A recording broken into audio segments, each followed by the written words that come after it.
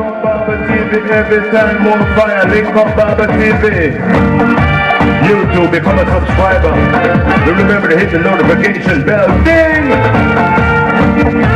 Brother Nasser, community builder, community brother.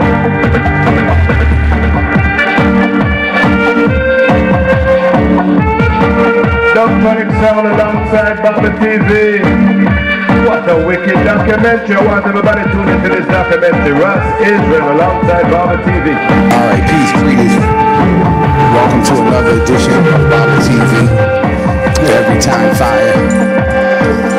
Back here upon the base here in Washington, D.C., where my knowledge was made born.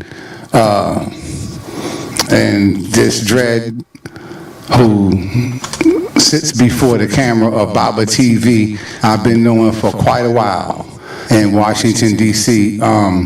Coming up, he's been an inspiration to me and keeping my spiritual cup, let's say, full. When it get empty, I come to him for him to fill it up for me. And I'm just so happy to be back in his presence. My brother Ras Israel. Blessed be the Most High, Jah Rastafari. Welcome to Dubtronic Studio, people. I am Ras Israel, and I'm here with my brother Baba TV. Such a wonderful brethren. We've known each other for years. Hanging out in D.C., growing in D.C. some, and then he moved up there to Syracuse. So we're here on base, and Baba, I welcome you to Dubtronic Studio. Ready? Alright, after it there. Alright, after it there. You wanna know what that the vibes radio, you know? Radio, you know? Radio, you know? Radio, you know? Radio,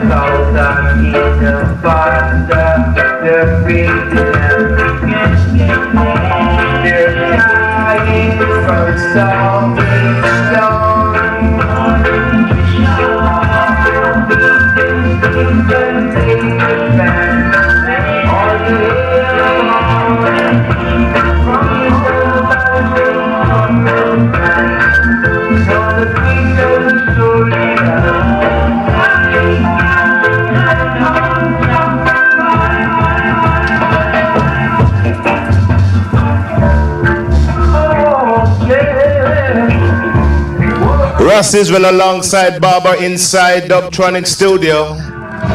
My name is Ras Israel. This one is Israel Vibration. We are the Rasta.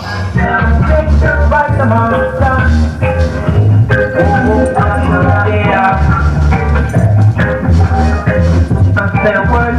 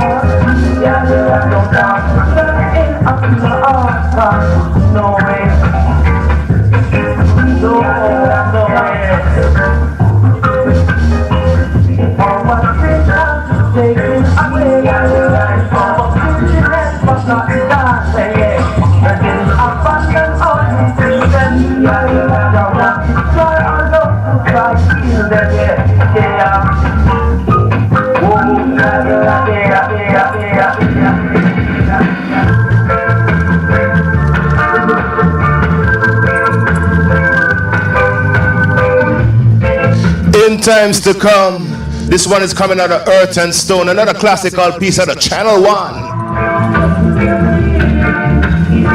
Dubtronics alongside Barber TV. What a fun we're gonna have tonight. Keep it locked right here to Barber TV.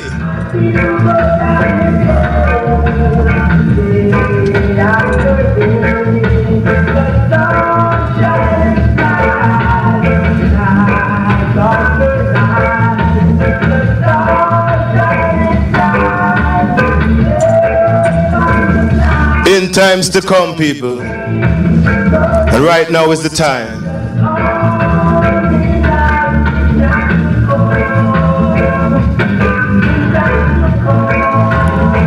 Out of earth and stone.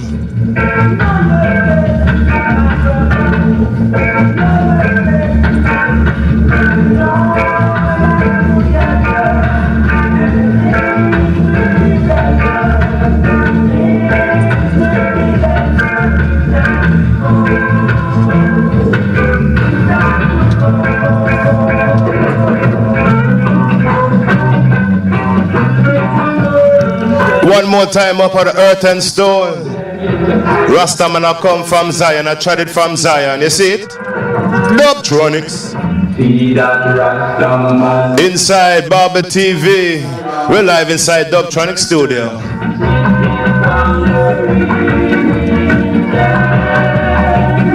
Roots and culture.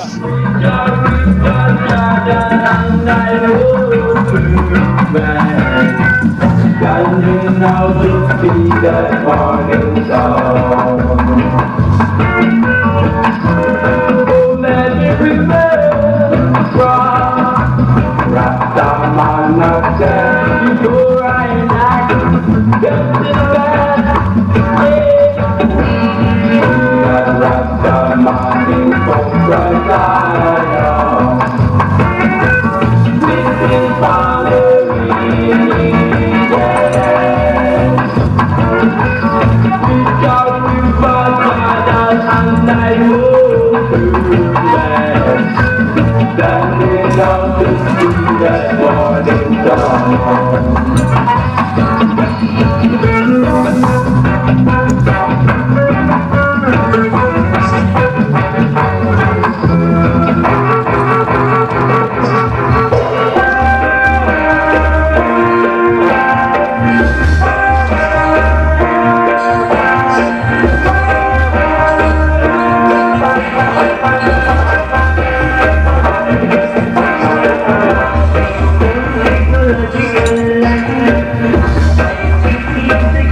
Living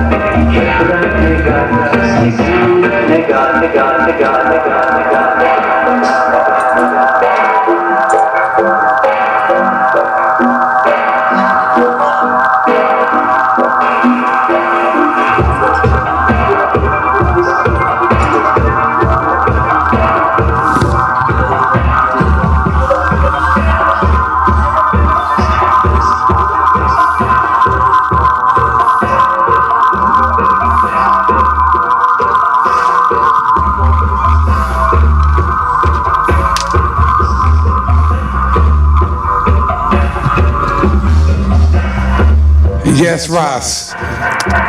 Talk to the people. What is sound system culture? Well, greetings, Rastafari. Sound system culture carries a broad avenue, you know, it's not just, people might say a disc jockey or a DJ. It's a part of sound system culture as well. But when we're talking about sound system culture as a grassroots, we're talking about building a sound system, having knowledge of a sound system in the sense of sound system carries amplifiers, equalizers, crossovers. To that effect, it carries a turntable. Well, nobody no use turntable nowadays. Everybody use a controller. The controller is hooked up today into a laptop and blah, blah, blah. But you still have some DJs and selectors that keep it old school, and some of them may use vinyl, if you may see them on site, or the sound system is playing on site. But getting back to the sound system, the foundation part of it, a sound man, as he's been called, is the owner of a sound system. And the owner of a sound system is the one that has the amplifiers, and the sound system plays with a bass line where you have a bass section. It have a mid-range section where you have a different frequencies coming through those speakers there that you call it a top end or whatever.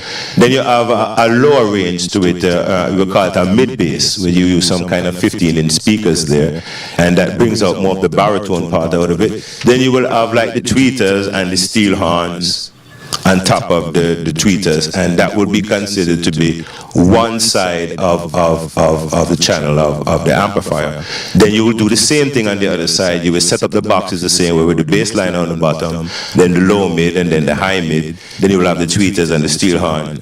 That's how it used to be. And those wires run all the way back to the sound system itself, where you will find they'll string the speaker wires into the amplifier by a way of Ohm's law and how they will do that. And then every speaker will have its own frequency in its own channel coming from the crossover itself that will set it that way. So you find the sound system have a big rack, and it have a lot of different amps playing different things. Then you will have the DJ part where you see either the controller and playing from the turntables or whatever, the laptop part of it or whatever. Then you will have a selector, and back then you used to have a selector and an operator, and you used to have DJs, and you used to have singers. So usually when the selector go and run too early tune, blah, blah, blah, DJ them not did it at that time. But during the night, when the DJs them come on and the dance full up, the DJs then will come on and the selector now play certain tunes that are selected for that night for the DJ them for DJ on those rhythms, or even bringing the singer who actually probably have a hit song or just released a tune on those rhythms. So what will happen is that the selector will go and play a tune and pull up, and there's a thing called the version now, where the DJ asks for the version. And he might even bring in the singer and say, singer come touch a piece, and the singer come in, and the singer do film thing. Then the singer pull up now, and the resident DJ of the sound system then start to DJ, and the dance start to catch a fire as people start get the vibes and whatnot. So that sound system, as I said again, it has an owner, and it had a venue where those sound systems let's say that sound system name was Jaro or Gemini or one of those big sounds from the 80s. They will have their venues where they play. And in those venues where they play is called dancehall. So actually the dancehall was the name of the venue. It wasn't like how it is today where the name is changed around, where dancehall is the name of the genre and not the name of the venue. You see it? So time changes because of generational and the expression of their expression and their energy, they term it a different way. You know, see, because what was a place where you go dance now is actually a genre that you listen to and played in a club, which the club space we used to call it dancehall because the sound would actually go in there and play. But nobody no walk with big sound systems anymore. It's usually either you walk with your controller or your laptop, and the place that you're playing actually might have a DJ booth and you go in there and string up or something like that to the fact. A few sounds are playing in venues today, but that culture is alive and well as we see in Europe. I don't know if you see sound systems in Europe, but there's a lot of big sound systems like Channel One and still playing Ashanti, Baba Ashanti is still playing Ashanti. You have King Tubby's still playing. You know, Unity, Hi-Fi, Jashaka is still playing. So what we see now, the roots part of the sound system culture, because now we can talk about the different genres in it. It comes from the early parts of the sound system, like in the 70s. You had a sound system playing from Rocksteady, Studio One, Rubber Dub come on the scene. You have studios like Channel One and Jammies, and them studios started to carry a lot of different artists. That the rubber dub genre became more of the steady play in the dancehall at the time. You see, so you had DJs like Lone Ranger, Peter Metro, DJ like Taryan and Johnny Ringo, and all of these DJs that you heard in the earlys. And even the singers them too, like all the King Everards and the Pat Anthony's and all of these type of singers from that time. Although those singers came out of jammies. You see what I'm saying? It was the rubber dub rhythms and the rubber dub versions off of the songs is what the selector would pull up. So you see, there's that part of the sound system culture, and now we're not talking about the sound system itself, as I just explained earlier, with the different amplifiers and whatever. I'm talking about now the genre that plays in the so to speak dancehall.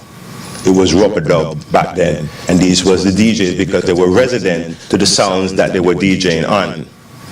Then dancehall again came to a different avenue now, where we're starting to hear that the Stone Loves and those sounds are coming up.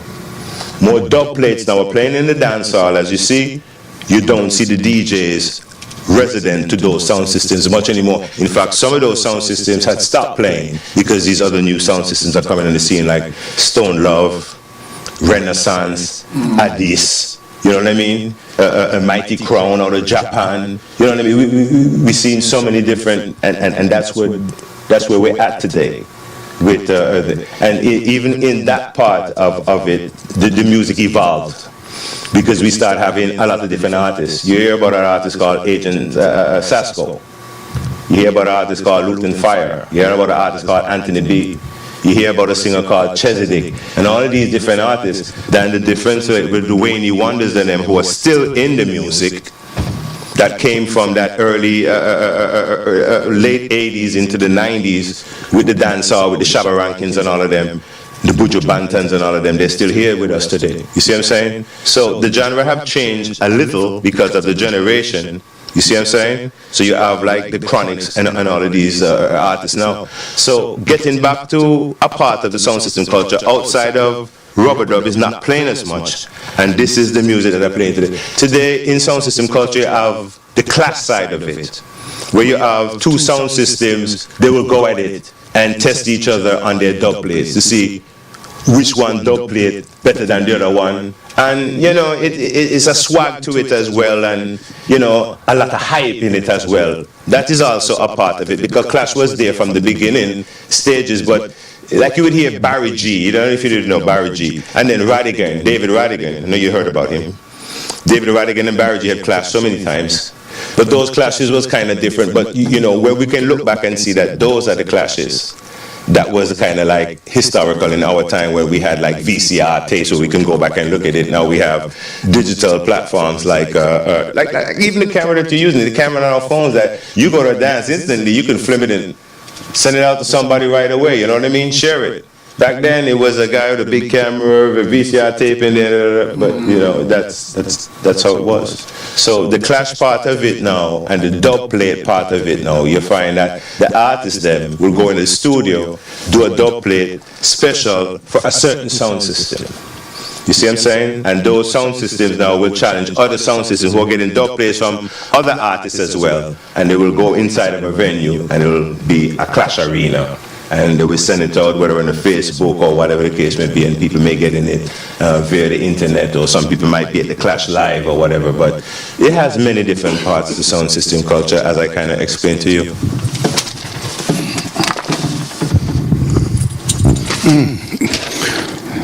Beautiful. Beautiful breakdown. Within the Rastafarian culture, how do you feel about repatriation? What's going on with that? Well, to my knowledge of it, there was generations of Rastas before I came into Rastafari. But I can speak of the generations that I grew with, from those elders that was around that kind of influence I to walk and trod this road. Many of them themselves, some of them have not even got a chance to visit Africa. And some had got a chance to visit Africa and remained and lived in the diaspora. Some went to Ghana, some went to Ethiopia, some went to Sierra Leone, or whatever the case. Even some of our elders went into South Africa, but many elders stayed in the Caribbean. But repatriation was something that they were always telling us that, from a biblical perspective, it showed us that every vine is going to seek his victory, and every man is going to go back to his own land, you know what I mean, in times to come. So we are saying, which we learned from the elders and we grow up now understanding it, we never choose to be here in this Western Hemisphere. We were brought here. You see what I'm saying? By colonial powers at the time, taken away from Africa and brought into the Caribbean, because that's where I'm from. And we were slaves there. And over time, after slavery and whatever, you had a time where the black conscious knowledge was expanding all throughout the Caribbean, and black power and Rastafari came up. But in the Rastafari understanding that repatriation is a must, that is what we was always hearing, which means that the black man himself, when he become fully conscious of himself, should return back to the continent. But over time, we get to investigate it from a different angle. We say, you know what, many of us now have visited Africa. I myself have been there to Ethiopia, visited, and I love it. I tell every Rasta man, I tell you the truth, every sister of this faith, or every cultural minded aspect person, go to Africa, see Africa for yourself. Go there a couple times. If you like to go to Europe, now try to go to Africa. Spend your time going there and see for yourself and ask yourself over time, could you live there? Because to just wake up and say, oh, tomorrow I'm going to move to Africa, it might be a cultural shock to you at first. So I always say, visit a place, know a place, before you can embrace a place, And we are Africans. You cannot deny that or take that from us. Don't care which part we are. But to repatriate without an understanding of the place that you're going back to, which is actually your homeland, but you haven't been there for so much of a centuries, that your foreparents that have been taken away, you are the generations after that. We don't really know Africa, so we have to go back and refresh ourselves with its history, its language, its tradition, its culture.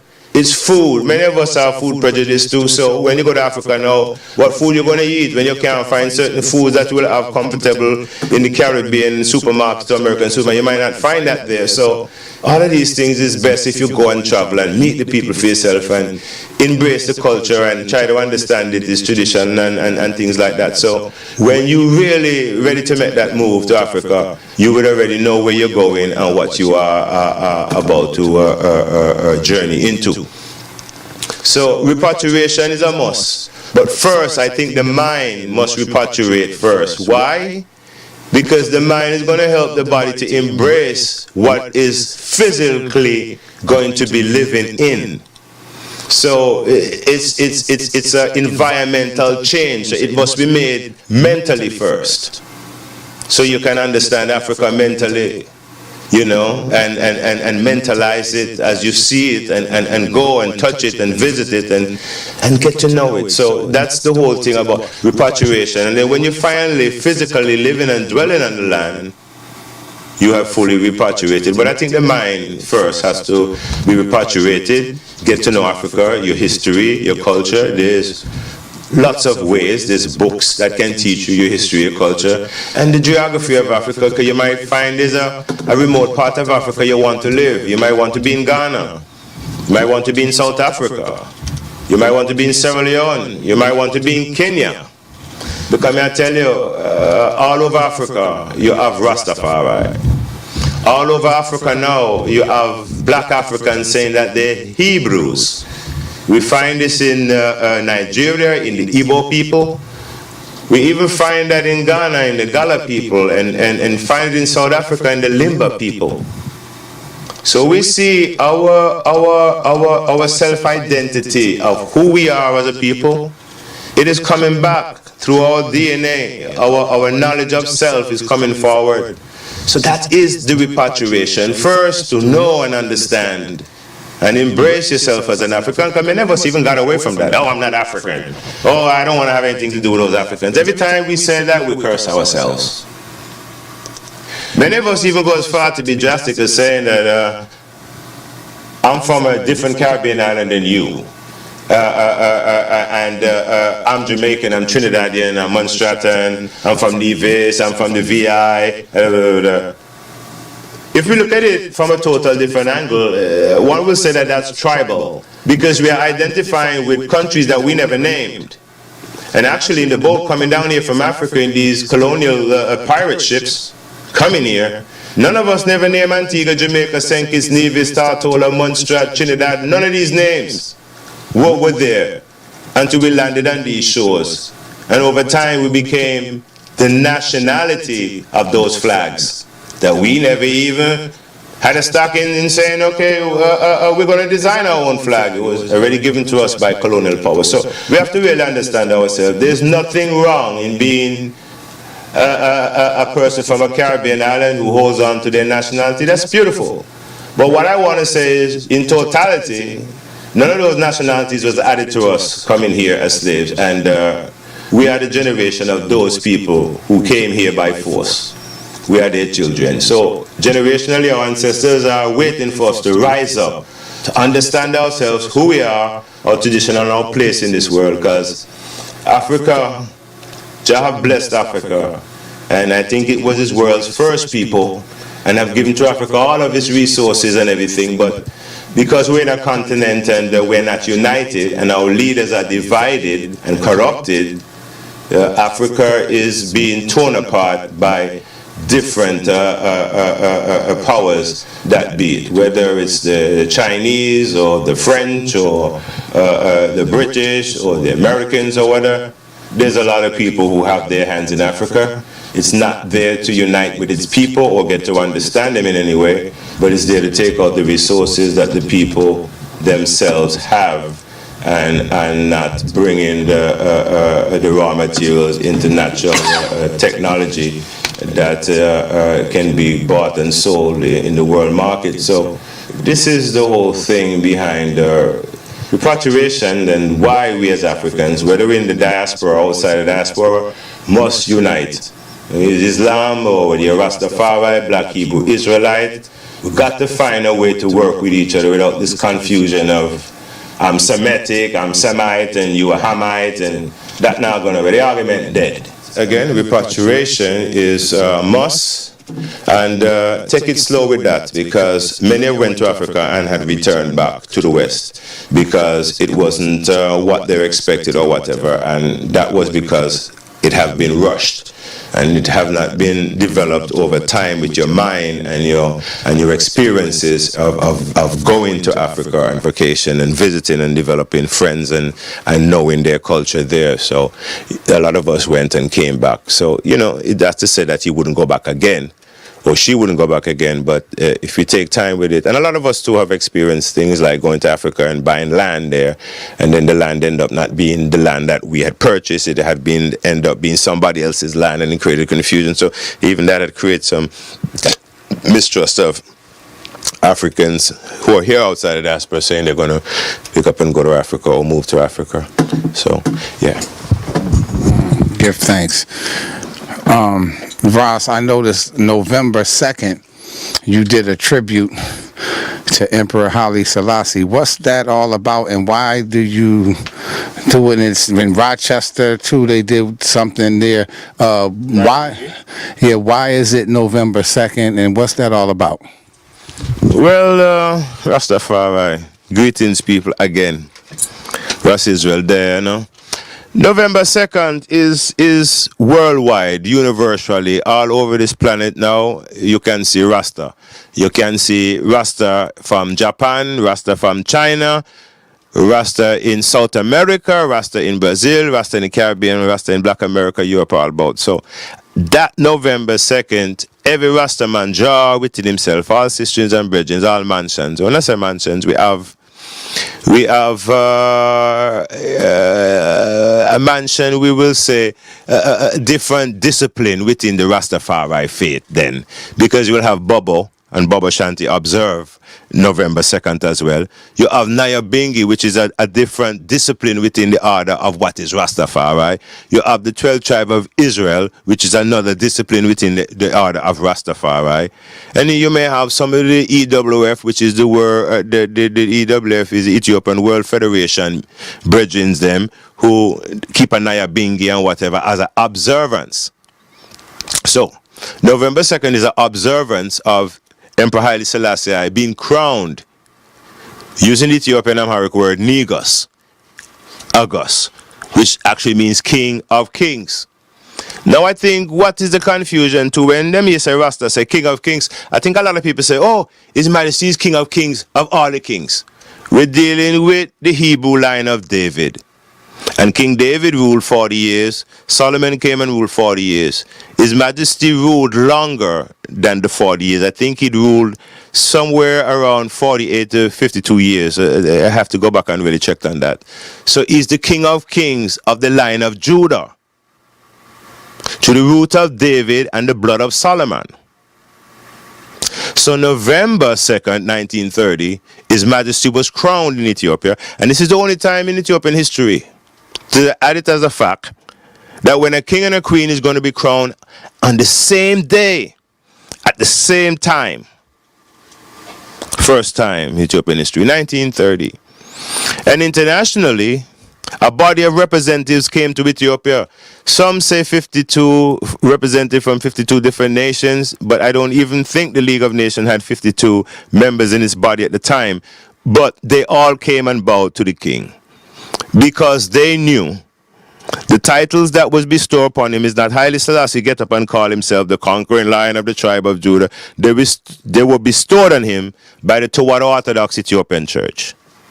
And the name Haile Selassie, which means the might and the power of the Holy Trinity, was given to him also by the Ethiopian Orthodox Church.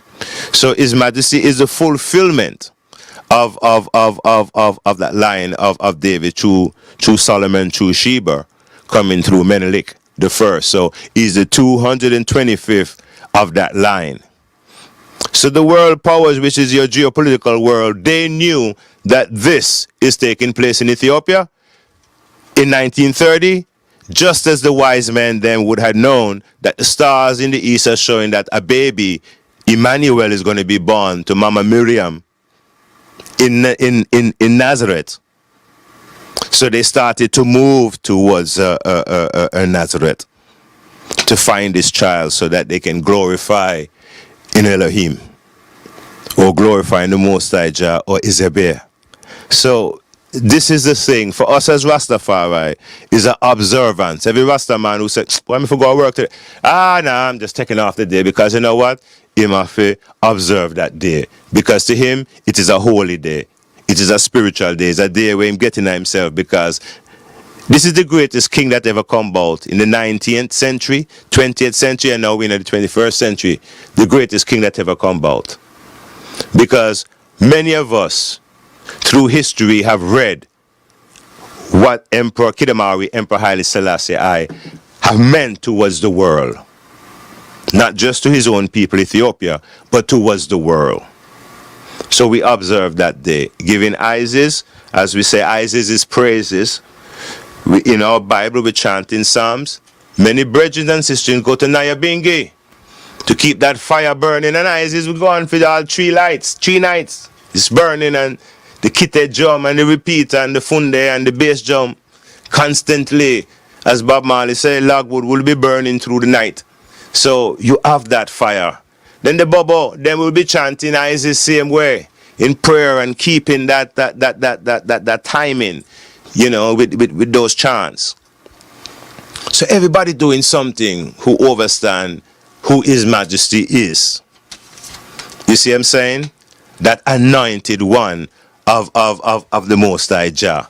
You see it? Because the Christ actually means an anointed person, one who was anointed by God. So we see His Majesty in that way. So we observe the King. And it's a great moment in history for people to go back and look to. For those who don't understand who Haile Selassie is, you can always go back and read in history, or even Google. You have your phone now, and yeah, man, don't be afraid, and find out who this great king was. And I got add one more to the fact. And people, if Europe had a king like Haile Selassie, who came from the biblical line of David, we would have never stopped hearing it. Every year there be all type of celebrations for him, just like they do with their Christmas tree and everything else. We would have had to hear that from them. But we have a king that came from the line of David, and the world came and glorified in 1930, and we sit back there and act like it doesn't mean anything to us. But if it means so much to the international world, it should mean something to you. Baba, what are you saying? Ras, what do you think about some Ras who say, you know, we don't need no Bible, it's a white man book? Oh, God, I tell you. Look, I've been always hearing that, you know, and as a Ras, I've always told my brethren them, you know, to try to understand that what really happened is we're looking at the Bible from a colonial understanding. And as we had grown up, a lot of us went to church and Sunday school and these things. All we seen was a colonial aspect of a Europeanized Bible, in the sense of the angels being white. Jesus is white, Mary is white, and all of these things. It took time for that child to grow up to understand that it's not the words in the Bible, it's the way how it was presented to us. And I think that's what created this whole misunderstanding when man say, well, a white man write the Bible and this and that. The Bible was copied and edited, but it was copied and edited from an original book. Those people were Hebrews, and they were an original people who had a history and a culture to them and a God that they prayed to and served, and had a tradition and different understanding through their priests of days that they must observe. So somewhere along the line, these people have been written out of the Bible history, and the next set of people have been written into it. So I think through those type of confusions and seeing those pictures, which psychologically can kind of mess you up, because like again, as I said, seeing that as a child and reading that as a child and not having the historical understanding of where is even Jerusalem and where's Palestine and these parts of the world now that they team the Middle East, which is just Africa extended out into the north part of Africa extended out through the straits now, which they had split and called through the Suez Canal, which they had created through the Suez Canal, that division to divide Africa from Israel. So Israel is actually a part of Africa, which I would really like to say. That's what I meant to say. But through the splitting of the Suez Canal, it's been divided, and then journalists over times have called that part the Middle East. So those confusions there have always been a part of our struggle to understand. We see a white European Jew in Israel, and then we look at a white Anglo-Saxon Jesus, and an Anglo-Saxon Miriam. It's that colonialization of the stories that created that thing within a man's view of the Bible, and say, you know what, it's a European story, I'm done with it, I don't want to do with it. But hear this now. It says in Ethiopia, which I've visited, and I've went to St. Miriam of Zion Church in Aksum, and I've seen the oldest version of the Bible, which is in Ethiopia, which has 81 books in this New Testament, which is only 61 in the colonial Bible. So there's missing books that have been missing from the Bible, because as I said again, the Bible have been copied from the Hebrew history into the Septuagint Bible, and then into the Latin Vulgate, and within the copying of the Greek copy in the Hebrew text to the phonics in the Greek phonics, there was a lot of things that was misinterpreted, and that was written that wasn't interpreted in the right way. Coming even from the copying from the Greek version into the Latin version, which is the Roman Vulgate, is the same thing. And then when you look at the works of what happened in history with Constantine and these bishops in the Nicene Conference, there was a lot of things that was changed, especially the view of how James had viewed his brother Yehoshua, who the Christians today call Jesus the Christ, and how the disciples had viewed him. So I think what happened over time too, we got a different view, and that view came from a brother called Paul.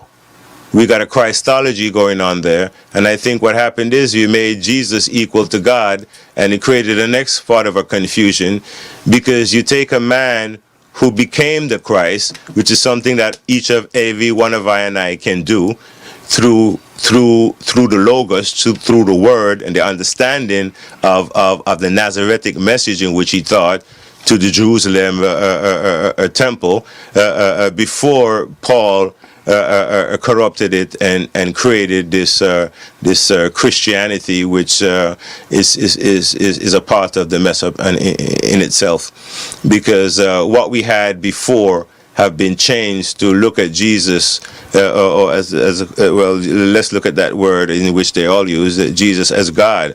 And then the same Jesus is saying that he is the Son of God sitting on the right-hand side of the Father. So the Father within himself is the Creator, in which he calls Abba, and he himself through the Christ being the Son of Man, the fleshly part, and the Christ part within him is the Son of God, is the essence of everything that God is made manifested in I and I.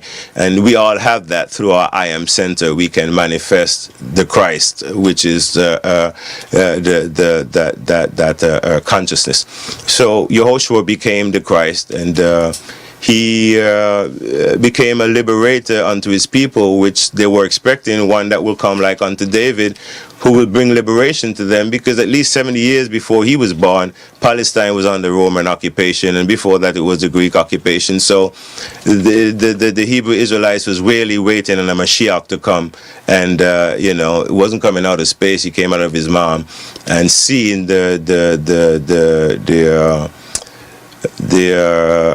what was taking place with his people. And as he says in the book, he will go unto the house of Israel first before he teaches anything to anyone. So that was his work, and that was he was trying to bring his people back to theoretical understanding of the Torah and the message of Yahweh through the understanding of the Tanakh and the Torah and these books.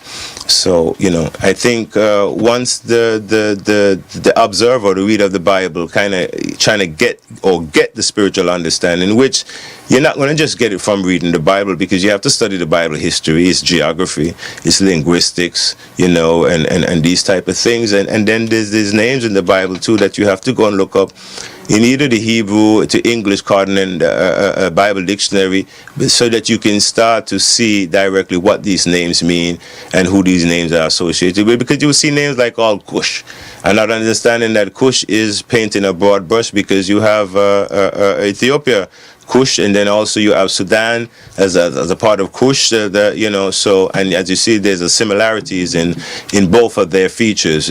Sometimes you can't tell an Ethiopian from a Sudanese or whatever, but they can.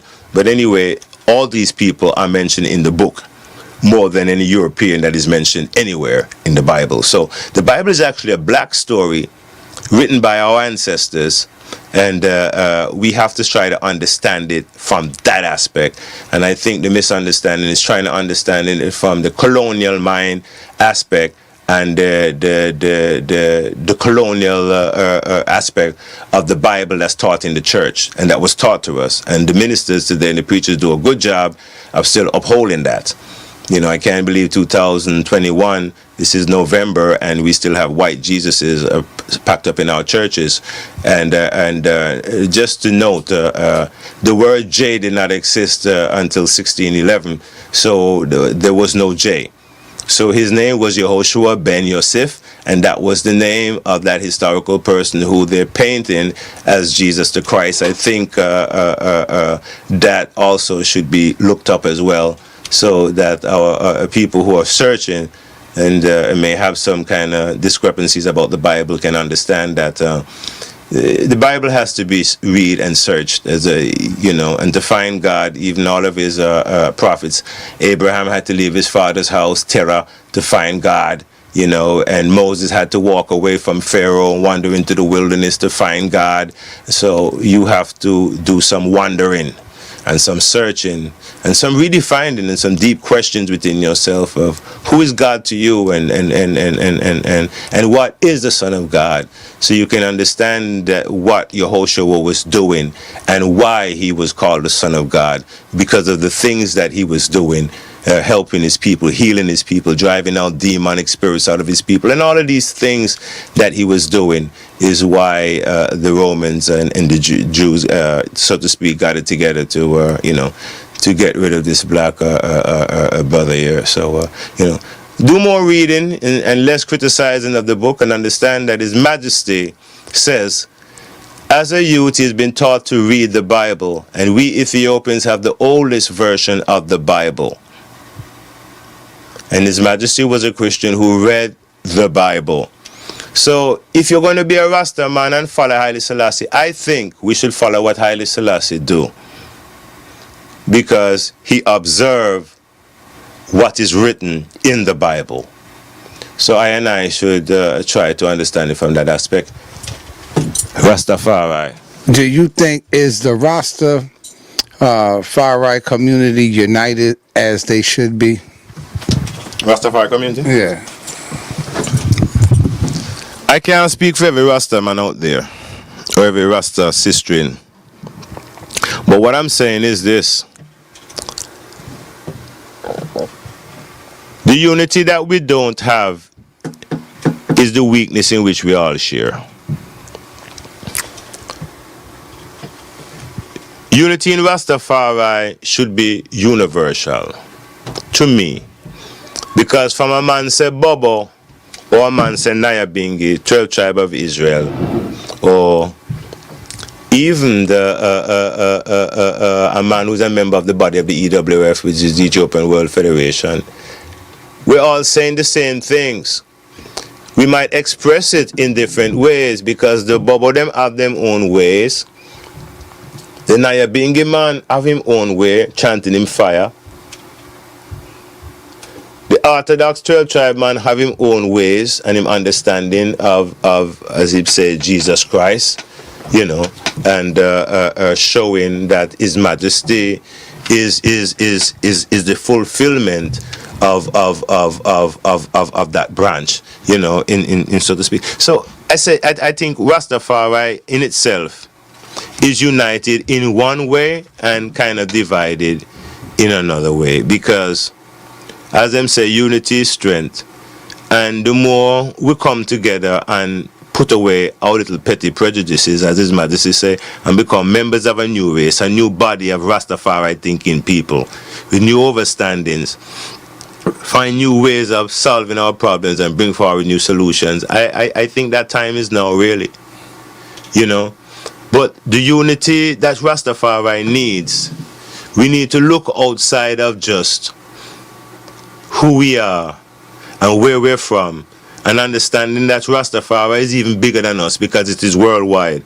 And if we cannot unite ourselves in the Caribbean as Rastafari people, whether you're from Montserrat, St. Kitts, Antigua, Jamaica, Grenada, St. Vincent, from a man I say Rastafari, we shouldn't have these type of discrepancies with each other.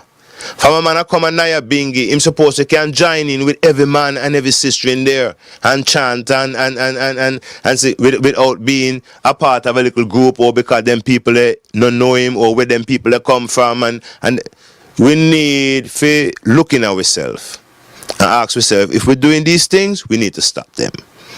Because we have to be born somewhere and give thanks for life. And okay, where man born in Master Rastafari, we should try to find some unity with that man or that sister. And as the friendship or grow throughout the years, you all forget where that person come from or wherever, because the unity is so strong, it just become a part of one body, one thinking body. So we have a lot of little work to do. We have to clean up our own little yard by making sure that we don't have no little petty prejudice going with other races from other places. And make sure that when we say Rastafari, we're all a part of one. Because if you're Bobo or Naya being your tribe of Israel or whatever, we're still Rastafari from the beginning to the end. If that is your discipline, it's fine. But when you see other Rastaman out the road and them are yelling back, you know, see, we have to find a way to work with each other, because that is what His Majesty is about. He brought countries of Africans together who could even talk and solve their problems amongst each other, created an institution where them can come and solve these problems and then seek to find their own independence. So Rastafari can look and say, you know what? His Majesty did these things, so why can't we as a Rasta man and Rasta people come together and say, you know what, forget the little division thing and whatnot, and make we deal with the unity, pan a wholeheartedness, pan a unconditionalness, that, you know what, we not watch no face, as people say, we no care where a man come from, we just watch the works, watch what is coming from within the man, and not how much him have or why him have or where him come from, but just deal with him as a brethren and deal with him as a sister. Because you know what, as I say again, we must be born somewhere, and we all come from someone, and we all coming from someplace. So the unity of Rastafari, it is there, but it needs to come together more. It needs to see the things that had separated us and ask ourselves if we want to keep these things in place or we want to get rid of them, because to me them not solve no purpose. It don't solve any purpose. We're more together as we gather together than we are when we are apart. So unity is strength, and iron sharpen iron. So it's time for brethren and sisters all over, wherever you live as Rastafari, says, you know what, you reach a point now, we even business if that man come from a different tribe than me, you know. From us, Rastafari, we have something in common. We have a common interest. We can unite around that. A sister may come from a different, wherever you meet and you go together and whatever, and you know, make life together. And this is all a part of the unity of Rastafari. No more watching where I want to come from, or how long this one a Rastafari than that one, or this one is a priest and the other one is not a priest, or you now listen to me and me have to them things they have to go done with. Find ourselves within our own space, and even ask ourselves consciously, even me and myself, am I ready to be united with everybody? Yes, because that time have come. This other little thing that we are dealing with not working. We have to come together, brethren and sisters. Come together. So the unity of Rastafari is always there. It's just that it's not strong as it should be. You know what I mean? And we can, brethren. There's nothing that Rasta can do. It's just we have to be willing to say, you know what? This is where we want to charter it now. We want to go there. And you see, we get much more being with each other. Much more we develop, much more business, much more talent, much more entrepreneurship, because each of us have something to share. You might have a school teacher over there, you might have a carpenter over there, a welder over here. You have a body of people with different experiences, ready to work. But if we keep up this thing about me not like that man there, me not like that girl then, them things are not going to work. So as my sister said, we have to put apart our petty prejudice and become a new people, member of a new race.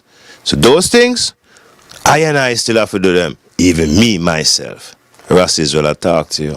Run away, run away, run away, run away, run away. Run away, oh. Run away, run away, run away, run away, run away. Run away, oh. It was a long time ago. Round about the Garden of Eden, the river Mexico. I reason with thy hiding, where we observe from afar. Many ships sailing on. Voice that you're hearing is the voice of Prince Malachi. We call this track Runaway Slave. A long time ago, these pirates took us away from Africa.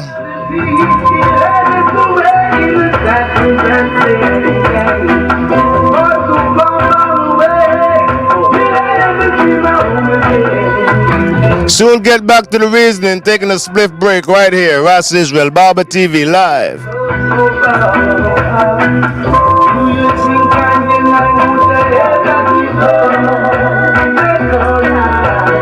Run away, run away, run away, run away.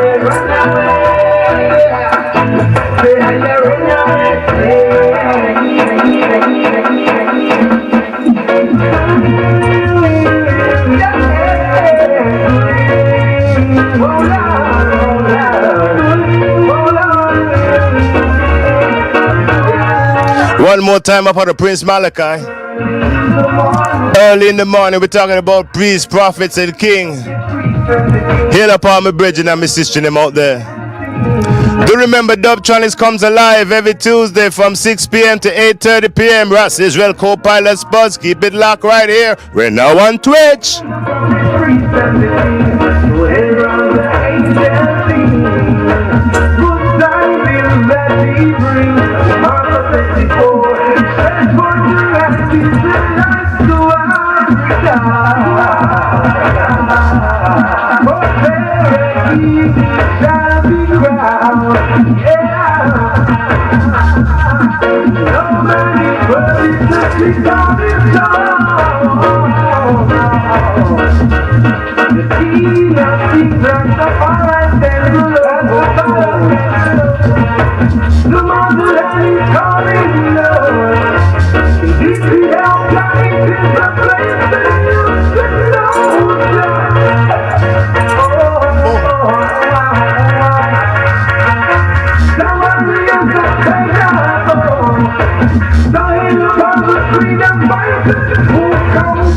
Big up all my black Hebrew Israelite brethren, them enough love from Rastafari. Big up all my brethren and sisters in the nation of Islam, enough love from Rastafari. Big up all my Christian brethren and sisters, enough love from Rastafari. Early in the morning.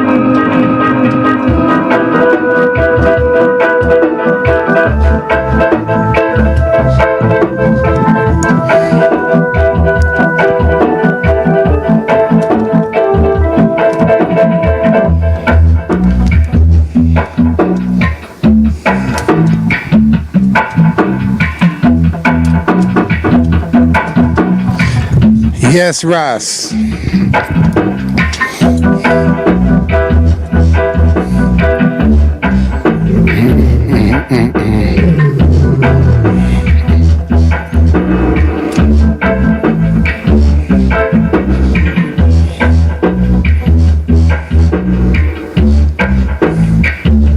Ras, we hear a lot about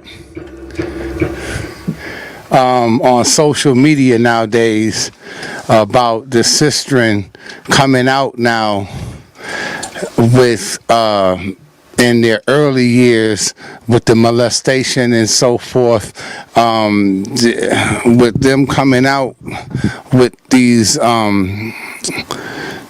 things that have happened to them early in their childhood, a lot of them. Is this going to hurt the music, brother? Well, sometimes them say the toilet have a flush, you know. And things that flush out to the toilet is things that are not wanted. So what these female artists are saying is like, when they were coming up in the business, a lot of them have taken advantage of, not just financial wise, but also physically, you know, by male predators, so to speak. And you have sisters came out and speak on it. Queen Africa also, you know, that she's very vocal on certain subjects. She's not just a female reggae artist, but she has been talking about things like the Coptic country in Jamaica and the mining that's going on there. She also talked on the subject about things that happened to her by male predators them in the reggae industry. So you're talking about the reggae industry and some of the earlier things that are happening, that happened, and some of the things that still keep on happening. As I said, time is catching up with a lot of us, because now is the time, is the Aquarian age, and there's nothing hidden anymore that's not going to be found. But brother Nats, hear me good. Before we're going to go there with the female artists, then we're going to look at what's going on in Hollywood, right? Hollywood. We see artists like all what's her name again? That girl there, Quato, Jennifer Quito, or whatever her name is, the actress there, and other artists like Sandra Bullock and all of them. They came out and they said that in their early years in the Hollywood industry, they were molested and raped by even the producer there, Weinstein. Yeah. And we see Weinstein went to court, and we see what happened with that case. He ended up going to jail.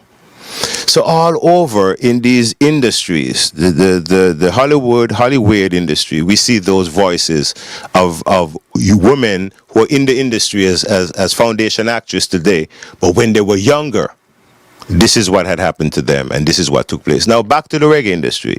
It's coming out now. You see what I'm saying? One is film, you know. One is music. You see? This part of it now is in the music, and this is the female's voice them that are speaking against these male predators. So what I'm saying, it doesn't look good for the reggae business, but it has to come out, because anything hidden is going to be found. And why they didn't come out back then? Because look at it. Why didn't those Hollywood actors come out then? They were ashamed of what happened. They were young. They didn't want to hurt their career. They didn't want to expose themselves. They feel that they had going to be reprisals. You see what I'm saying? So they reach a part or a stage in them life where them say, look, them not afraid no more. And them are going to come out and say that this or whoever did this to them. You have a lot of foundation artists whose names should never had been in those type of arguments, whether on YouTubes or whatever, or upon the Facebook or whatever you're hearing about them. We love those artists. We come up listening to those artists. And we don't really want to hear them name like that. But you know what? Truth have to be spoken. And if it did happen in that way, it have to come out. So people are going to know. So I think the reggae industry going to grow from this with a new voice that understand that if a sister come into the music, it doesn't necessarily mean that she have to go take off her clothes to make a video. So big up all the sisters then when I take off them clothes to make no video, large up. And when I do certain things just to be seen or to be heard. Because reggae music, it should be based on your talent. It should be based on your fan base, that people love you.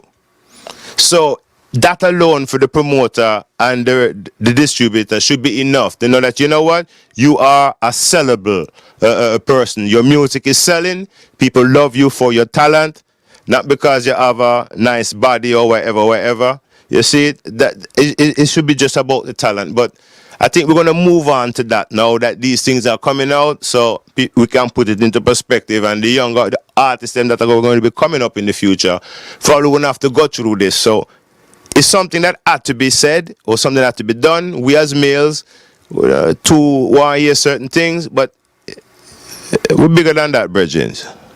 We can't hear these things and understand, say, yo, we did wrong, fine, let me get over it, let me move on, create a new man within ourselves, and move on. It not hurt no part of it. It just bring more understanding to it that the daughter them now go for certain things and just not deal with it in that way. And be more respectful and, see it, and it will grow back. Everything will grow back again. You cut down a root, it just grow right back up again, and this will grow back up from the right root, and shoot again. But no problem. It will bring more clearancy and clean the air. Yes, my brethren. All right, my Ras, take me on home now with I can't leave without talking about our brother, mighty strong brother, Ak Becca, aka Midnight. Take us on home with our brother. Just talking about Aki Becca, there was a music, I think one of his albums that he did in 2019 called Mecca Mestrum. He did a track called Into Law. I love that track. Actually, as I speak a little bit about Vaughn, Aki Becca, yeah, as I said, I am native to Washington, D.C., and in that time when Vaughn and the Midnight Band was here, and just getting their early start, you know what I mean? I was around, and Vaughn came around sometimes when they wasn't really doing anything. And even when they do go out and travel more time and we come back and sitting with some of the foundation brethren in Washington, like Brother Shambu up in the Southeast. Shambu Ras, big up every time. And, we'll have a reasoning over my house sometimes and come around. I'm in the Northwest section. And, so we grew up sharing the reasoning about the philosophy of Rastafari. He always liked to talk about that. And the spiritual consciousness of the spirit and metaphysics and things like that, we'll talk about. But I see Vaughn more as a poet that found a way to write his poetry into songs, and went back to actually, we're talking about the genre of music again, into the one-job style of the reggae, even when people thought it wouldn't be popular. The Midnight kept on playing it. They went playing on the college circuit, and give thanks to Dira in Washington, D.C., because she's the really backbone behind helping Midnight to get out there, to be known. And they start playing the college circuits, as I said, and then they start going to California and these places. And when they came back to D.C., I tell you, there were so many women. Every time Midnight play, women would show up like I don't know what, more women than brethren. So you would like wonder, what is it with this brethren? I think what happened over the years, because Vaughn was the Midnight thing was new on the scene, and they were coming out of the Virgin Islands. A lot of people here didn't really know that reggae was in the Virgin Islands, and you had a political, a prolific voice like this coming out of the. And then I think another thing to it is that I don't think we gave him a chance. We didn't really listen. But I think over time, people started to listen and found out that this brethren here, different. Because the things that he's saying, I learning it like he's writing it from a history book. He's like a history book, and his music represents who he is. Because if you see Vaughn in real life or talk to him in real life, and you look at the person who just played the CD in the car, is actually the same individual, because the way he talks is what actually will be on the CD. It will be the song tomorrow. He had that expression where you felt like he was coming from somewhere else. And the music that he was bringing was coming from somewhere else. I think he felt that the soul that he had within him was incarnated. So I think he got a chance to open up his Akashic record, and I think that had a lot to do with the writing and how he can produce so much amount of music. I never seen a brethren that have over 71 albums to count, and even more coming out. A lot of work, a lot of writing.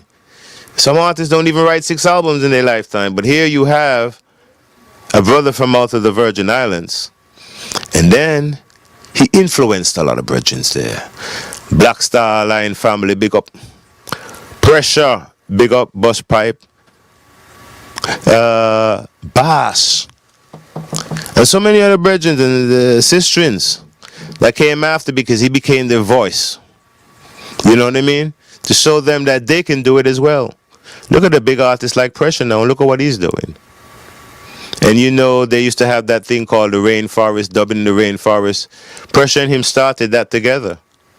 And then you know his brother Ronnie is another big side of the person that Ron became, because they were all musicians. His brother played in the band. Ronnie Benjamin, big up every time. Desiree, big up every time. Rastafari. Even Desiree, as a female artist out there, because Von lift it up. What people say couldn't be done, he did it. You see what I'm saying? Because some brethren, you know, they come around, they can. And he could. But I think Von Benjamin was taken away from us too early. I don't know exactly why. And none of us know. But his music lives on, you know. And you're going to hear music like this.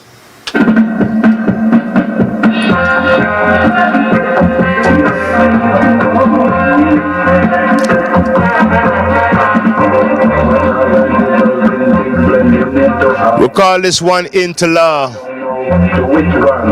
the Akibeka 2019, taken from the album called Mecca Menstruum.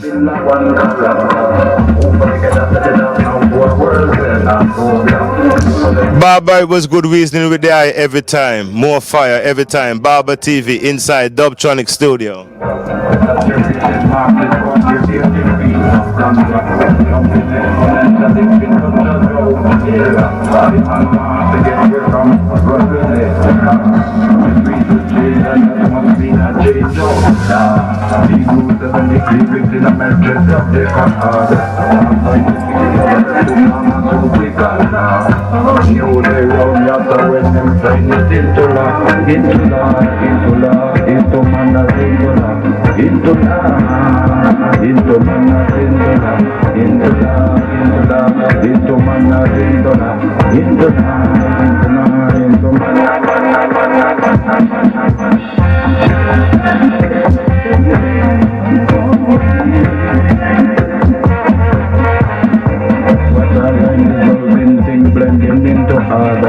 When the thing boils down now, so which one you rather? Stability are the starter of the situation when there's been like one character. Over the head after the love now to a world there now program. Over the head and get a headset pillar from the area. Mass media put your perception worldwide. Saturated market cultivating fields of ganja. Jumping exponential expense of growth here. The man wants to get away from run relay now. That must be a change of now. The boots and the cleavage in a melted subject of order. Babylon writes everything into law. Into law. Into manners into law. Into manners into law. Into manners into law. Into manners into law.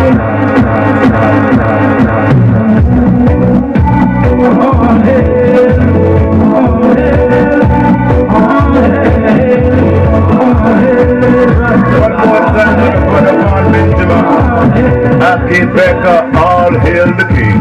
Every morning I rise, combination style with Ras Tito.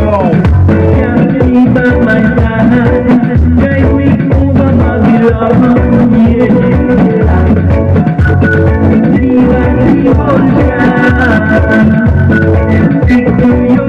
Israel alongside Baba TV. Brother Nat Turner is in the house. Just paying a little tribute to Aki Becker. Combination style right here.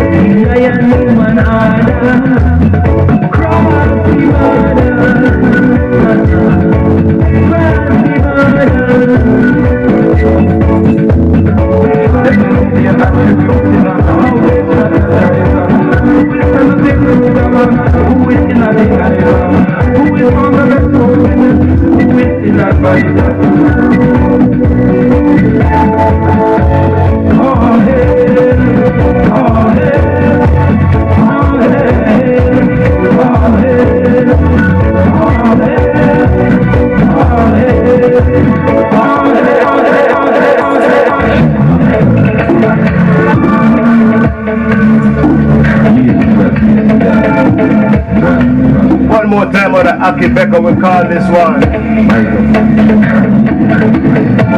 Go give Jah praises right now.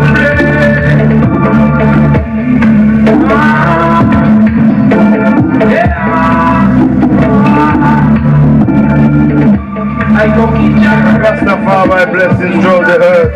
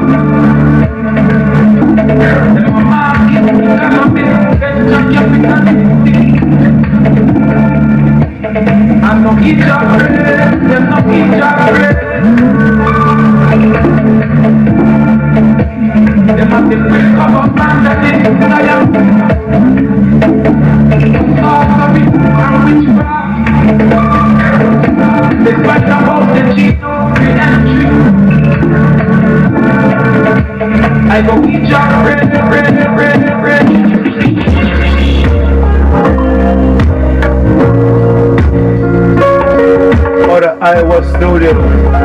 My professor meets Janai on this dub, we call it More and More Dub. Rastafari humbles me. More and more Jah humbles me. What more can I ask for?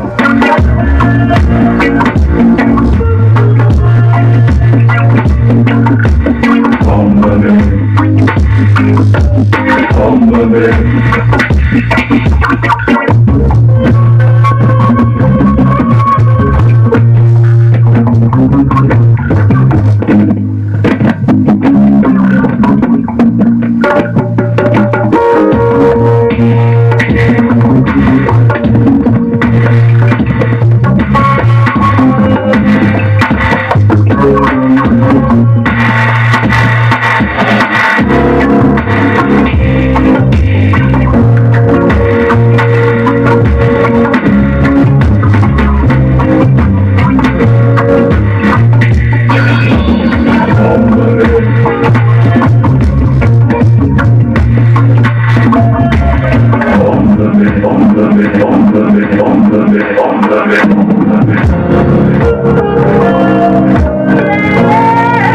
Inside the sister called Janine, I bring to you. Jah humble me more and more and more. Humble me more and more. The heights just a grow and the bliss just a show. And humble me more and more. The more that I learn through the little that I know, and it humble me more and more. The truth set me free and encourages me as it humble me more and more. Humble me more and more. There is so much to share, they say. So many unknowns. There are face of the earth in a selfish game of thrones. Learn of the mystery, not forcing the world to comply, but give thanks to the source of the sacred is and couldn't deny. And when I tune into the frequency, none of the stains of adversity distract from the real. Good reasoning with Baba. Melody took time to come out of Syracuse at full play. Visit us down here in the big DNV. Our sister Jana is a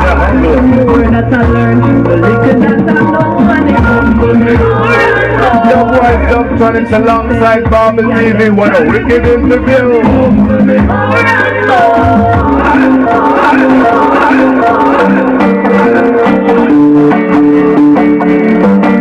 I couldn't say this one, Dubwise brand new. 2021, we call this one the Socks the Racism. We want to get rid of racism. I want to get rid of white supremacy. I'm going to take it in one now.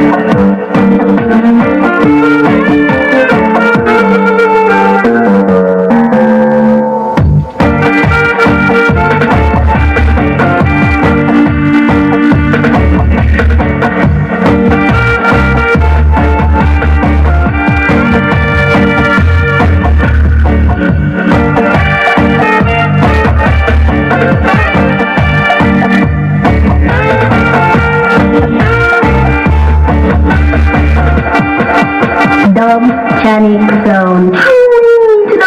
Yeah, well, it's keep on coming at you. Double Tuesday. Double Tuesday.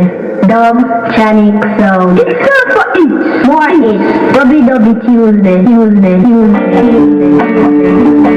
on coming at you.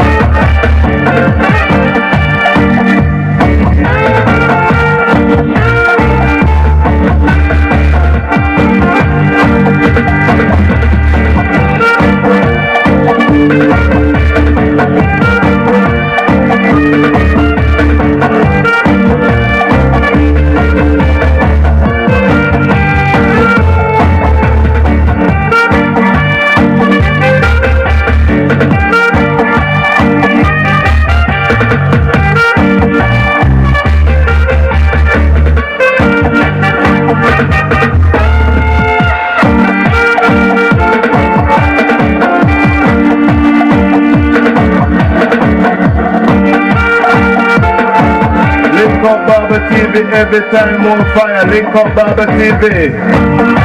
YouTube, become a subscriber. Do remember to hit the notification bell. Ding! Brother Nat Turner, community builder, community brother.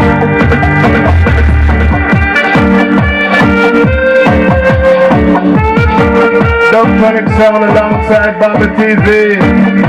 What a wicked documentary. I want everybody to tune into this documentary. Ras Israel alongside Baba TV.